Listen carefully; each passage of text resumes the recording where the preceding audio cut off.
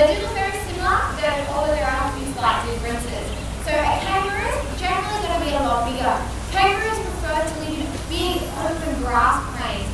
So they're going to be grazing on grasses and things like that in a big powerful body to get up to their top speed.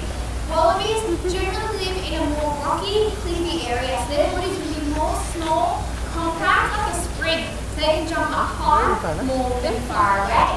Also, the way their hands are. So because kangaroos are grazing, their hands will be more flat. But because a wallaby is going to be eating on those cliff edges, it needs to reach out for food, grab on, and pull it in. So wallabies have more of a grabby hand, but kangaroos have more of a flat hand. Now, in the wild, kangaroos generally eat grasses, seeds, tree roots, leaves, things like that. Unfortunately, we can't plant enough grass in the city for them. These aren't living lawnmowers, they would eat it way too quickly. So we do have to supplement their diet instead. We give them something called a macropod pellet. Now, kangaroos and wallabies, they are macropods. Now, macro means big, pod means foot. So therefore, their name translates into big foot. They got some pretty big feet. Now, all this is named Australian grasses, compacted, put together, put in pellet form, with some extra vitamins and minerals in there. This is a good way for us to know exactly how much they're eating, make sure they're getting enough, make sure they're getting all their vitamins and minerals. Now, we also give them some lucerne, which is the same stuff that you would give to a horse, or just like hay or straw. And we also give them their favourite sweet potato and carrot. Now, this doesn't grow in outback Australia, but kangaroos absolutely love this. This is like their chocolate. Because it's so sweet and juicy, they go crazy for it. But it's really good for them. Naturally in the wild, they'll come along at the base of a tree, dig at the base of the tree, and eat those tree roots. Now, we don't really want them doing that to our trees because it will kill our trees. So we give them this root vegetable instead, and it acts like a kangaroo toothbrush. It keeps their gums and teeth nice and clean, which means they're going to have a longer life. Now, in Australia, we have about 60 million kangaroos. 3 kangaroos for every 1 human. Unfortunately, we are overpopulated. And this might sound strange, but it's our fault. You might be thinking, hang on, how is it human fault if something's overpopulated? Normally, we kill everything off. Well, kangaroos love the fact that we're here. What was the first thing that happened when English settlement first happened to Australia? We cleared the land, we chopped down all those trees. Kangaroos love big open spaces. Kangaroos are the fastest land animal in Australia. They can get up to speeds of 65 to 70 kilometres an hour. Now, with these big open spaces, it means they can reach that speed. And we also made it easy for them to see predators from a distance.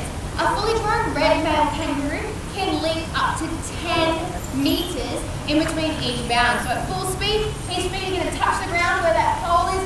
He's going to jump up in the air and he's not going to touch the ground until he reaches that rock. And that's one single jump, so they have a very powerful leap. Now, we also put up big fences to keep our cattle and our livestock nice and safe away from predators like dingoes and foxes and things like that. Kangaroos can clear 3 metres straight up and down again. So a fence meant that they could get on the inside and they could be nice and safe away from those predators as well. And we also gave them extra food and extra water. In those conditions, a kangaroo can do what a kangaroo does, and unfortunately that is breed. A female kangaroo becomes sexually mature at the age of 2. She then can spend every day of her entire life pregnant or with a child. That is what you call a full-time job. Now, being a marsupial, she does have a pouch, and her pregnancy is very short. It only lasts for about 30 to 35 days, not months, but days. And because it's such a short period of time, that baby is going to be absolutely tiny. When these girls were first born, they were the size of a jelly bean. They were no bigger than this. And when they're born, they're ugly, hideous. Probably the ugliest baby I've ever seen in my life. They're pink, slimy, wrinkly. They have no eyes, no ears, no back legs, no tail. All they do have is a big nose, a little mouth, and these strong. As the black-headed python, an incredible specimen of snakes found out here in Australia. Now, you don't have to worry, guys, because when I say python, you don't have to worry about any venom. It doesn't have any. It's a constrictor, it's a python. So they wrap around their prey, they cuddle it, or they just squeeze it to death, so no worries there. But no venom to worry about. But they do have teeth. Most pythons have anywhere between 90 to 140 teeth in that mouth. So even though they don't have any venom, they can definitely still pack a punch. But these snakes are incredible. They're first thing to be able to locate their prey, and that's what you can see. What they actually use that big muscle in your body to run that snake right up against the wall and kill it that way instead.